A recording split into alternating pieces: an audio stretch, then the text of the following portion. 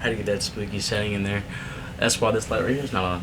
I turned the one in the back on because I'm about to be telling you some ghost stories about stuff that's happened to me. It's Matt from Couples Random Mania. Um, I thought I'd make another video. I know it's been like 10 minutes between my last video I made, but I just want to get a few videos out there so you guys can have stuff to watch and like a variety to pick from, I guess you could say. Um, well, back when I was a lot younger, I lived in a house in Andrews um, that was down the road from Ingalls, and this house was bad news. Like it was terrible. Like that it was bad news. Like very bad. Like we had heard the story of people that the people lived in it before us.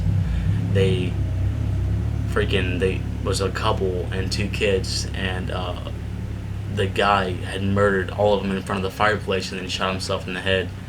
And there was another one in there, but we don't know exactly what happened to him or where he came from. So I'm not really I can't really tell you the statistics on that one. But yeah, that's just what happened in the house. But we moved in, and for the first I guess you say a week or two, it was perfectly fine, but except for it was a 2-story house. The first level is when we stayed on, the top one was the worst one. I guess you could say the top floor was like the worst because there was a certain room that was upstairs that you would go past, and there was you could hear like furniture moving around, and like at nighttime you could hear like the chairs squeaking across the floor and stuff upstairs. But there was no furniture in the room, so we don't really know where the noises were coming from or why they were. I guess maybe they were moving stuff around whenever it happened or something like that. But there was a bathroom upstairs that we used because there was like 5, maybe 6 of us in the house, so it was quite a bit of us. So but if it's 2 of us had to use the bathroom at the same time, we'd have the upstairs and the downstairs bathroom. In the upstairs bathroom, you could lock and deadbolt the door, and you could go in there and use the bathroom or take a shower, and you would lock and deadbolt the door because the door had a deadbolt on it. And once you got out of the shower or got done using the bathroom, you'd look behind you, and the door is wide open, and it's very creepy. It was very creepy, and yeah, that's just about the bathroom upstairs. One of my worst encounters in that house was when I was sleeping and I woke up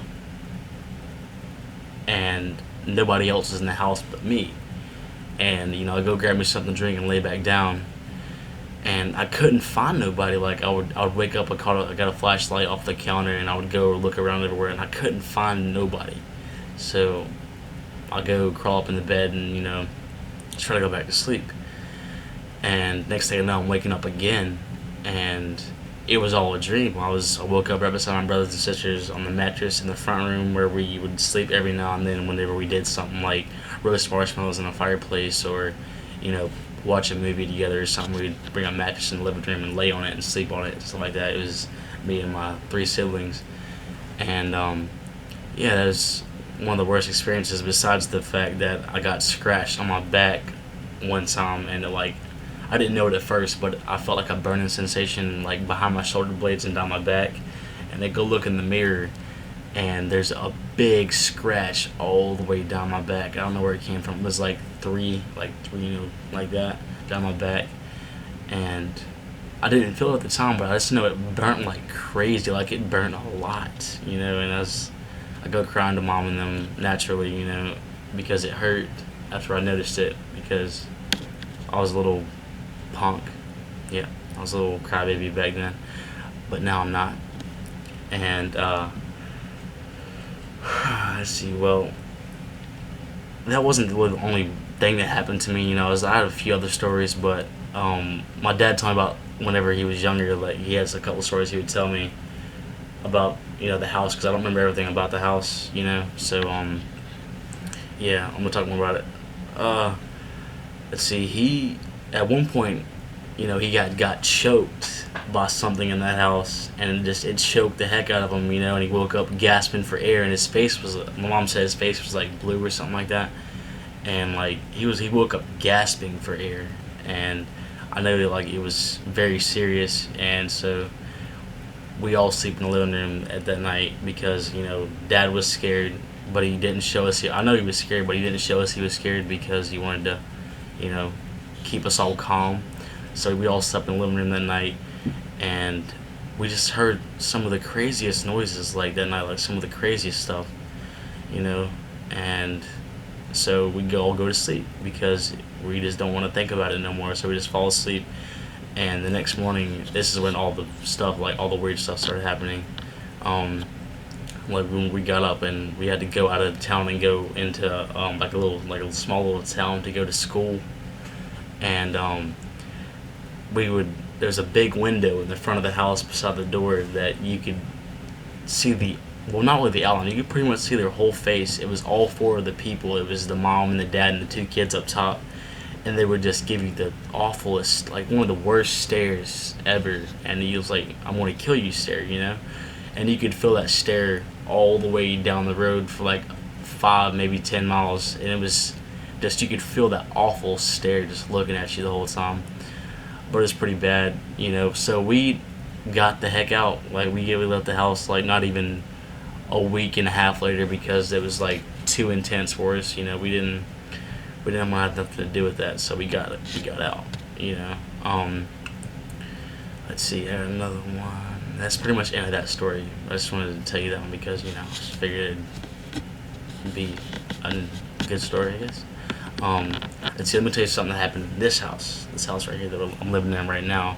Um, let's see. At one point, I was like, I guess I had manifested something from my anger because I was like really, really, really mad for like 2 months straight and I couldn't control it. Like I didn't get physical with nobody, you know. I just like I would raise my voice for no reason and be like irrational about everything and go off on people for the stupidest crap. And to this day, I still apologize for it, you know. But I know that everybody forgives me and stuff like that. But I don't, you know, I don't. I'm sorry, you know. Like I'm very sorry for it, and I like can't stop like saying it in my head that I'm sorry, you know. But I know everybody still loves me, you know. So it doesn't really bother me that much. But I guess my anger had manifested something like a demon, I guess you could say. I don't really know what to call it. It wasn't like it was bad because it scared me, but it wasn't like as bad as it could have been, if that makes sense. Um, Over here, like back here, I'm sleeping right, and then I'd fall asleep, but I wouldn't remember going to sleep,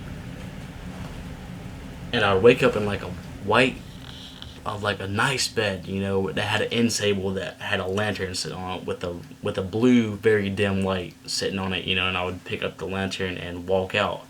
Keep in mind, all my surroundings are pitch black, so I can't see nothing but what's like 3 or 4 feet in front of me because the lantern was so dim. And I would walk out for about like an hour just in pitch blackness, and I could see something in the distance, like a long ways away. It was like a door or something, and I would walk towards the door, but I could never like make any progress getting to the door because it always seemed like it get further back. And I would walk for about an hour, maybe an hour or two, you know, and I would see something fly past the lantern. And naturally, I ran because it scared me. And I would run, and something would grab me by the ankles and pull me under the darkness, like down under, you know. And I would die in some awful way. I got burned alive. I melted. I got impaled. You know, it's just that's a few examples, but there's a bunch more, but it was crazy and like it scared me. And I would wake up, you know, and Jessica would say that I would be like snorkeling and like I guess you could say doing the whole like the scared thing, like like that scared noise you make. I don't really know how to like do it without being scared, but I'd wake up and like feel all kinds of weird, like it's weird. And I went to use the bathroom at one point, right? And I was using the bathroom, and something grabs my arm and chases me out of the house. Um, Jessica says I was screamed helping me, but I don't remember saying help me. You know, I remember being at the back of the fence and just sitting there like I wasn't really crying, but I was like out of breath, and like eyes, like a couple tears coming out, because it did kind of scare me, because it shut the door and everything, and I saw it disappear beside my little shed out there. And gosh, it was like, it scared the heck out of me, you know? And I would still be having the dreams for like, I don't know, like maybe 2 weeks straight. I had the same dream over and over again, but I would die in different ways. But I would wake up in the same bed, grab the same lantern, see the same door, but I would die in different ways the whole time. I finally got past it, and it's awesome to, to finally be afraid of that stuff, because it's not really fun to have something like that after you, you know.